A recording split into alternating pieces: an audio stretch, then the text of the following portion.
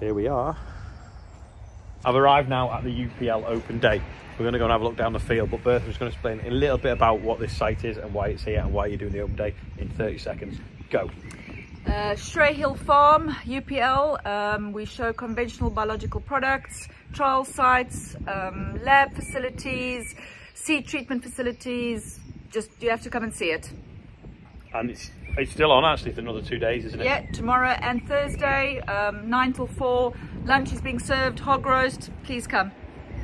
There you go. So we're going to have a look round and then I'll show you what's been happening. Right, can you see that weed there? We're going to see if the cameras see it and turn the spray nozzles on to spray that weed. In fact, there's a few weeds around it, so they'll probably already turn on. But maybe that sunflower might get sprayed as well. We'll have a look now when the boom comes past. Eyes on that weed in a second.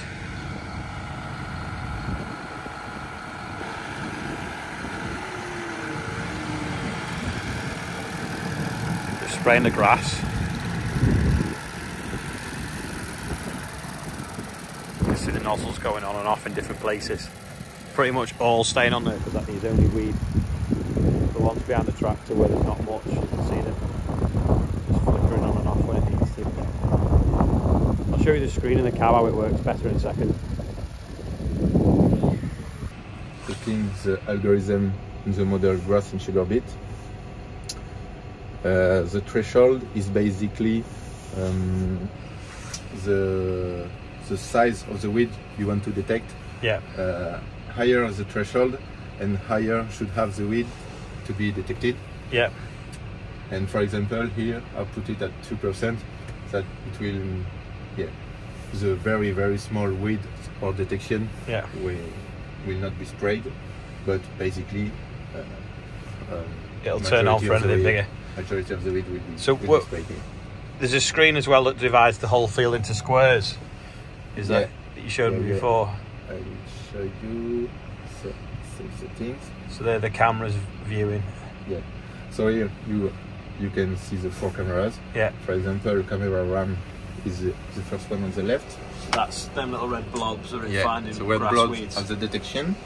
You can see the spray map where the camera will detect the weeds. Yeah. And the openings are the nozzles which will be turn the nozzles on triggered when we'll move forward. Yeah. And for example, yeah, the camera are detecting here, but nothing is open because it's out. It's basically for the other camera. The other camera from the other nozzle, yeah. So we're going to drive up the field now and you should see the nozzles on the screen where it's turning on and off. So as you can see, it's not actually spraying that much spray. It's just the odd little speck here and there. So you save about 70% of your chemical by not having to apply it to areas where there's no weeds.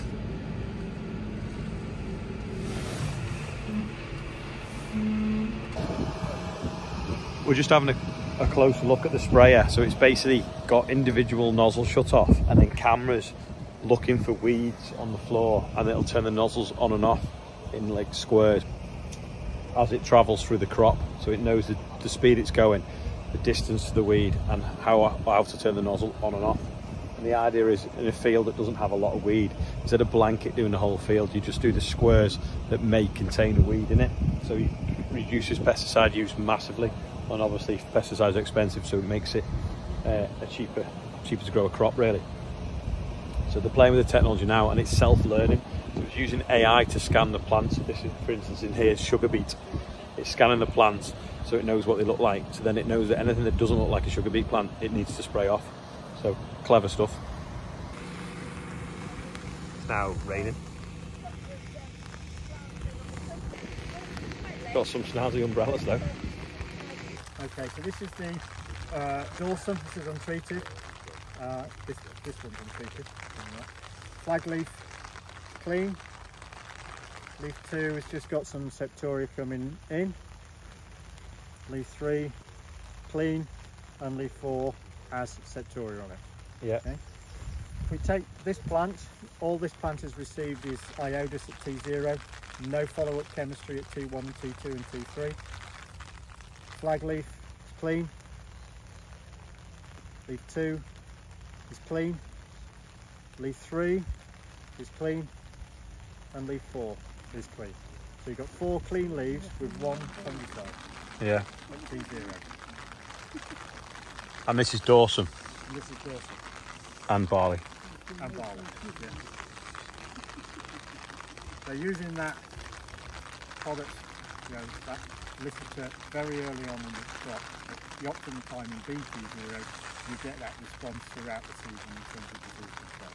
Bringing down the disease pressure, taking off the pressure on the T1 and T2. And that's because you've tricked the plant into making its own defence system. Yeah, we trick the plant into thinking it's under attack from disease and get the plant to respond to the disease. So using its inherent resistance genetics to get the control of the disease. It does that in 3 ways. It does 3 things. It thickens the cell walls, so that becomes then harder for the disease to penetrate in the first place.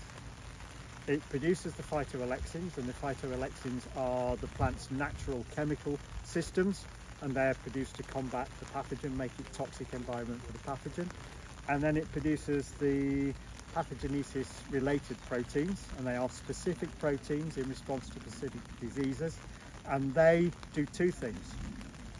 They again help to make it a toxic environment for the pathogen to exist, but importantly they send a message to every cell in the plant. So every cell that's there at the time of the application will get the message: we're under attack from disease, mount your defences and get prepared. So it's mimicking the disease. Mimicking the disease. Because if the disease is there, the plant will try and attack it. Yes. But the disease then is causing the problem. Whereas with the iodas, with the laminar, it's doing that without the disease. Without the disease.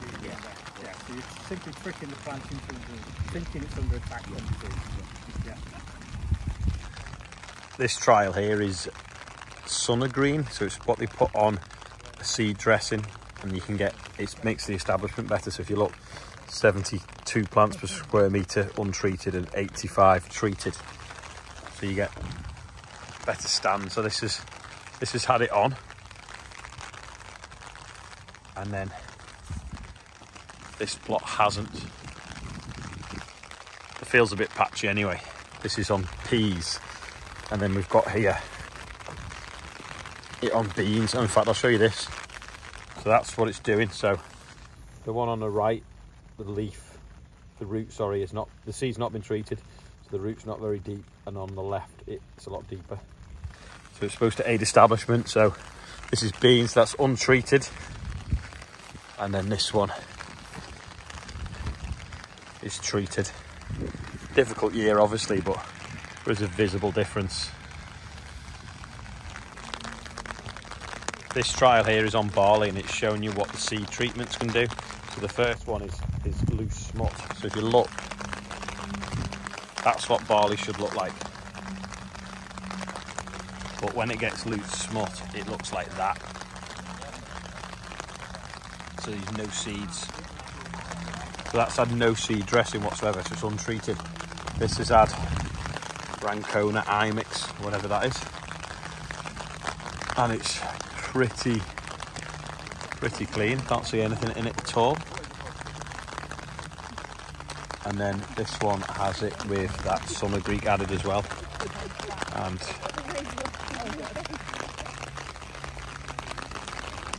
again very clean. For that's really bad, that untreated plot. What's this coming past here? Fent with a maize drill, is it? Front tank.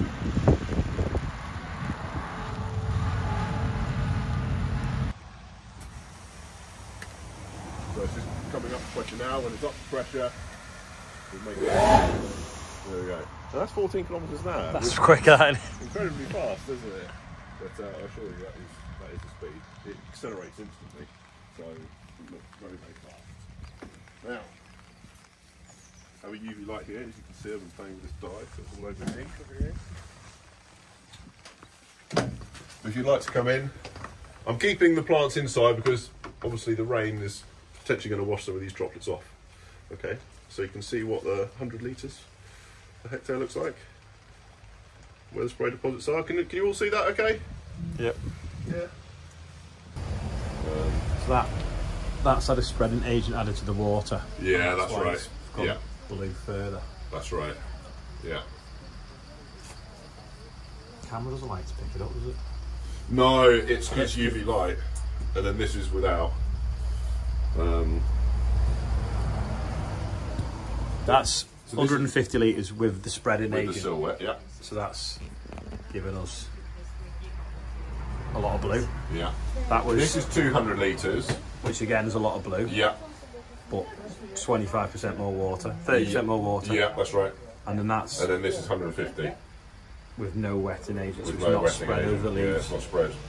Was that like started to walk all over? Yeah, look at it. I mean, you got, I don't know what sort of coverage you got. 50% coverage over the leaf surface here. What coverage you got there? I don't know. 15? Yeah. You know, it's a big difference. Clever that, isn't it? Yeah. Clever rig as well. Yeah, it's good. So a linear spray rig is the sort of thing that most R&D manufacturers would have in one of their facilities. What we've done is developed a portable version effectively, so we can go out to field days like this and demonstrate That. how adjuvants work. Yeah. It's one thing explaining it, it's another thing being able to show people. So that's what this has been developed for. What disease is that strawberry got then from being left? Botrytis. Botrytis. And then what's on the microscope now? You can't see it. That is a septoria. Sometimes if you get really close, Yeah, you can just about see through the centre. That circle in the middle. And you can take this out and take the lid off. It's not going anywhere.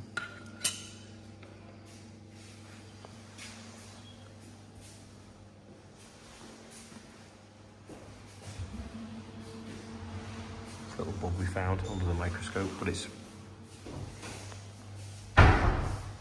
septoria under a microscope. How many times is that magnified then?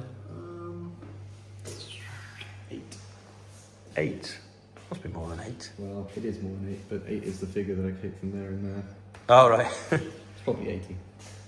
That's live septoria collected from a field in a petri dish. Then you get some of that, and then you add it to that solution, and then you multiply it up, then you dilute it down and spray it on a plant, and then you'll spray it with fungicide to see if this fungicide works, basically. Yeah, I think that's fair. Yeah, that was it in simple terms. And then that's aerating it so that it doesn't settle out and go off. Just like a little shaky table. In this lab, they're just putting seed dressing. Well, I've just broke your tin. Sorry. Oops. They're just putting seed dressing on different things. So that obviously that's that loose smut that we were looking at before in the field. There. So if you put a seed dressing on to protect it, this is a little tiny version of what a seed dresser has on it. The big wagons that come in it. But this drops it on a spinning disc, and then that spins and it paddles it on. You can make bread in that, I'm sure. And then that's like a little tiny version of it for testing the seed dressings and the doses.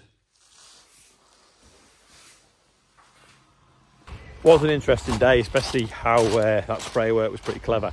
And then I didn't realise that fungicide that we were using early doors, how it worked by basically tricking the plant to thinking, oh, what's going on here? Let's protect ourselves so that when something does come, it's fine. So a little bit like a vaccination, I suppose.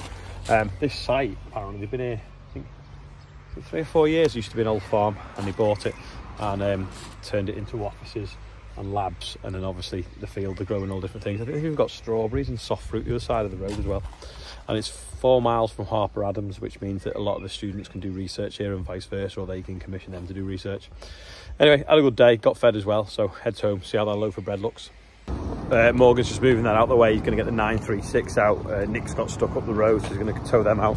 We've had quite a bit of rain here today. We had rain as well at that event in Shropshire. I'm going to have a look now at the loaf to see what it looks like. Container now. So this is it. It's a bit dusty.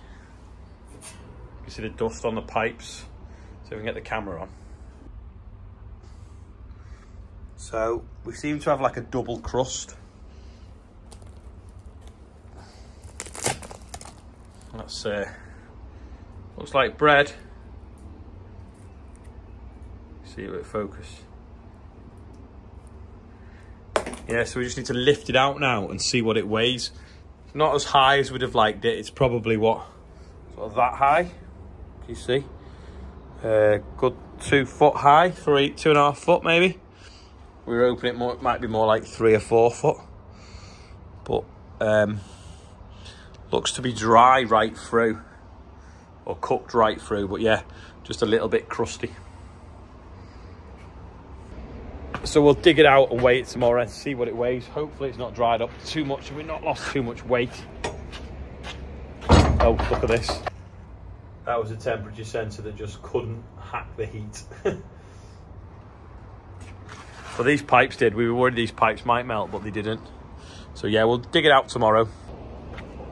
Get it on the weigh bridge and see what it weighs. Today's birthday bumper, we've got Richard is 64, John T is on there, John Sweetham, Carl Sennett is 50, Roy Harrison's 47, Anita and Trevor getting married on the 5th after 41 years of engagement. Lily's on there, she's 10, Robert's 86, Robert Gardner I think is 86, and Bertha is 40ish. Today from UPL where I've been to the open date anyway. I forgot the total. The total is 68,287. That's all for today. I am still exhausted from the cooking the other night, and yeah, I don't know why. I'm just knackered. I think it's because it rained as well as not else. So thanks for watching today. Probably see some of you at cereals next week. Let us know in the comments who's going cereals, and I'll see you tomorrow when hopefully we get some more farming done. Actually, before I go, one last thing. John Bounds is recruiting for parts people to work in a parts department. So if you're interested, get in touch with John Bounds. We're looking for people to work there. Yeah, that's All of it.